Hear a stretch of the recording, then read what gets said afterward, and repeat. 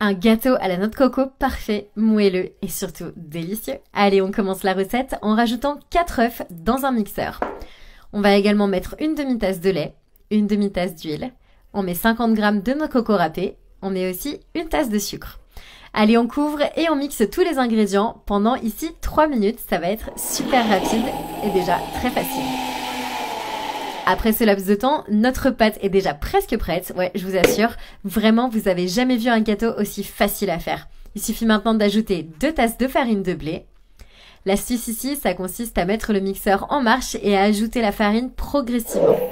Alors voilà, notre pâte à gâteau ici est déjà presque prête. Maintenant, on n'a plus qu'à rajouter une cuillère à soupe de levure chimique. Et maintenant, on n'a plus qu'à mélanger à nouveau. Cette fois-ci, je vais mélanger pendant seulement 10 secondes. Et comme d'habitude, ça va être super rapide et vraiment très facile. Vraiment, vous n'allez pas en revenir. On va faire ça en un rien de temps. Allez, une fois qu'on a bien mélangé notre levure chimique, eh bien, on va pouvoir procéder à la cuisson. Donc ici, vous allez verser votre pâte dans un moule graissé avec du beurre et de la farine de blé. Donc ici, on ajoute directement toute notre pâte, on répartit bien. C'est une pâte qui est vraiment très très savoureuse.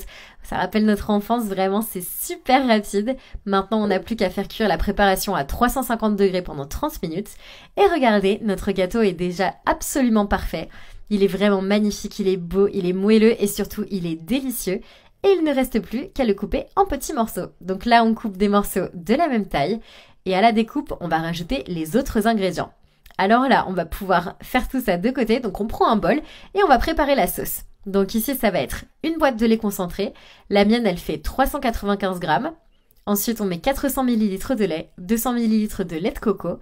C'est un mélange qui est vraiment très étonnant, mais vous allez voir, ça marche super bien, ça va être délicieux. Ici, vous pouvez vous aider d'un fouet et on remue et on mélange bien tous les ingrédients. Allez, c'est prêt, il ne reste plus qu'à poursuivre la recette. Donc on sépare un morceau du gâteau et on le trempe directement dans notre crème. Ensuite, on roule le gâteau dans la noix de coco râpée et regardez comme c'est parfait. C'est vraiment un gâteau qui est absolument délicieux. Je vous garantis, vous allez vous régaler. Donc là, il suffit de mélanger le lait concentré au gâteau, puis à la noix de coco râpée. C'est un processus super simple.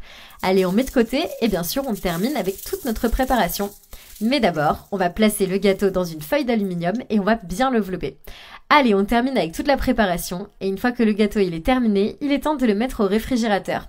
Le secret de ce gâteau, c'est de rester longtemps au réfrigérateur. Et voilà, on n'a plus qu'à goûter.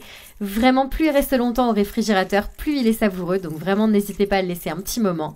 J'espère vraiment que ça vous a donné envie de goûter. Ce gâteau, il peut être préparé pour des fêtes d'anniversaire ou pour rendre une journée un petit peu plus spéciale.